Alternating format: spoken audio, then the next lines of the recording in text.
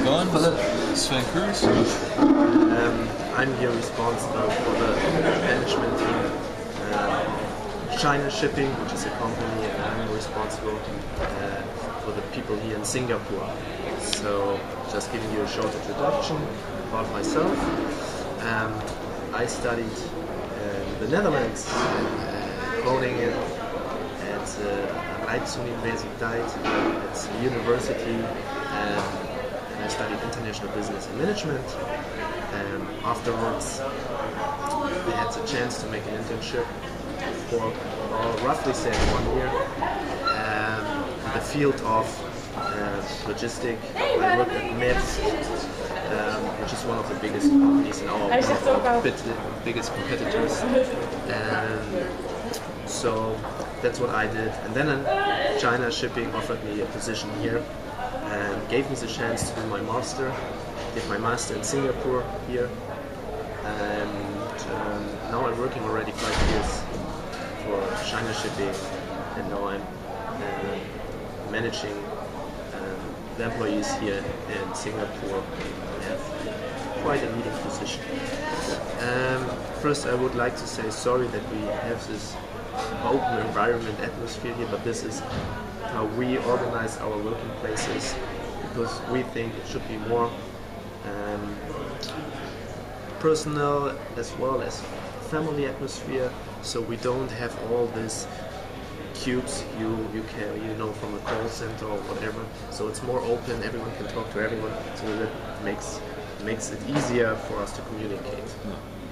Okay, so I got your resume and I had a look at it, and it was pretty interesting for me because you as well, you studied in the Netherlands? Yes, I studied in Groningen as well. I studied at Hansa University though, and I studied international business and management, and I was part of IBSU group.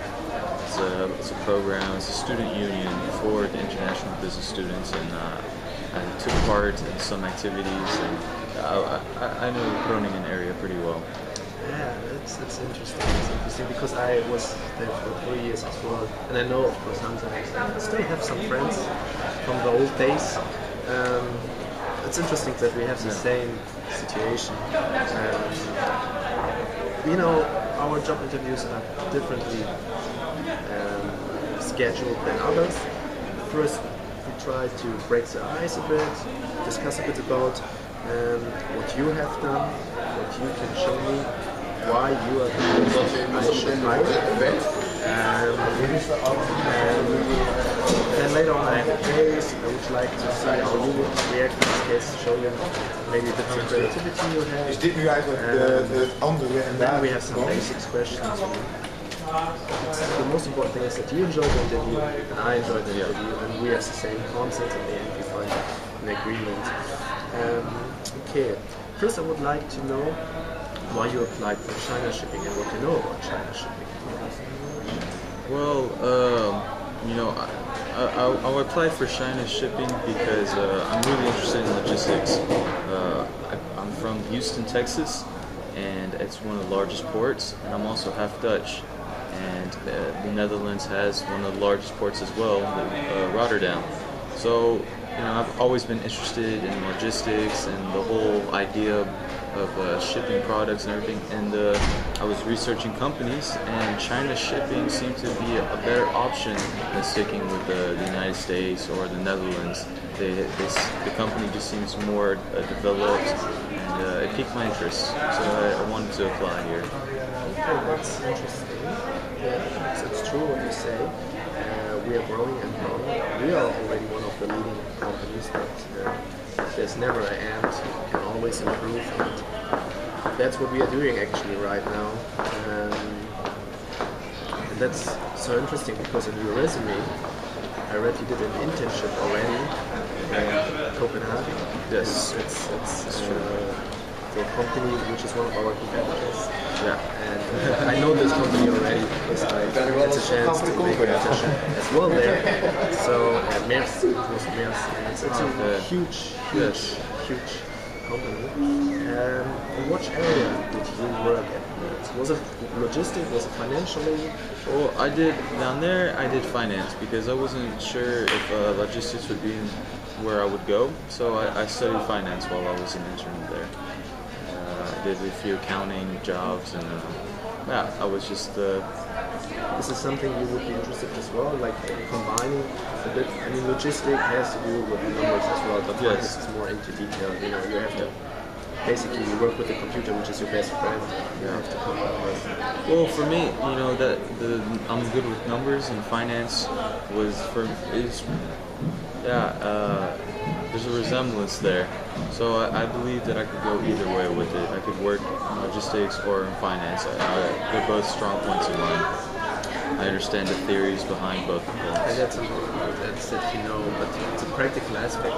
Practical aspect as well. It's really important. That's what I was lagging during my study because there was no practical internships or whatever. So that's definitely an advantage you have. I would just give you, because we always prepare something for a job interview. Basically, that's our 10 top qualities a new intern should have. So basically, first, it's like communication skills, verbal, writing, then the strong work ethics, teamwork skills, initiative, analytical skills, computer skills. I read a lot about these already in your resume because you showed me or you told me that you're familiar with working with PowerPoint, Excel, Word. So that's the basics. That's not really important for us. But if you give me some situations from your earlier study to show me that you have those skills, maybe international students, you have to communicate with them, you have to work with them, and so on. Yeah, well, communication skills, well, international business was the study I took, and the whole point behind all the classes was that you had to communicate internationally, so you were working with students from all over the world. I'm American, and I was working with German students and Dutch, and you know, you have to be culturally diverse. You have to communicate with them, and a perfect example of that was our project groups. We were assigned groups, and we were given a task that we had to accomplish within a 7-week period.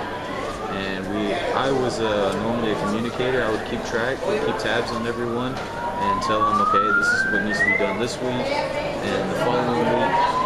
And yeah, that's always a problem here. That people are passing by, but yeah, that's our working environment. Yes. So that's a bit.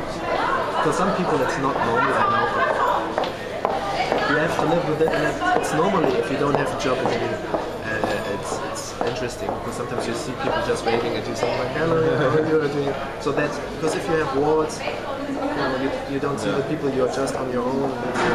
So I think normally it's better, but I can understand the situation. Yes. Sorry that we had no free conference room. Because the rooms we have, they are huge. They're like for 20, 30, 50, 100 people. If I'm sitting here alone, 100 people are waiting outside to have the yes. No, I perfectly understand. My strong work ethic. Well, my father has his own company, and periodically I would work for him for free. And you know, it was his company was a meter reading business, and I would go out to the field and work hours, maybe from 6 o'clock in the morning all the way till 5 o'clock in the afternoon. So I'm used to working long hours and getting the work done. I have set times, and they must be completed. My teamwork skills, as I said, I worked in groups, and we had to accomplish the task. And you know, quite generally, I'm a really good teamer. I'm a team player. I get along with everyone, and I'm very good at finding what people's strengths and utilizing them. Okay, imagine a situation you are within a group of Asian people. Yes. Yeah, Asian are a bit different from the culture. I have my own experience with Asian people. It's a different way of communicating. And imagine we are now in a group with 2 Asian, 1 Norwegian, say one from Africa, Nigeria. So you're diverse. You have a lot of different nationalities, different cultures, and you see that the group is not really making progress. So it's like they're stuck in nobody want to take the lead. And you're in a situation that you know there's a deadline. We have to get this done, so we have to pull us together and make it possible.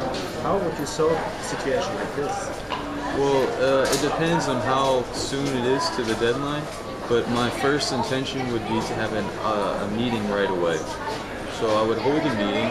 I would first discuss the issues that we have and who needs to complete their parts still. And if no one has completed their parts, I would then, at that moment, delegate all the work, and then... That's not the fire alarm.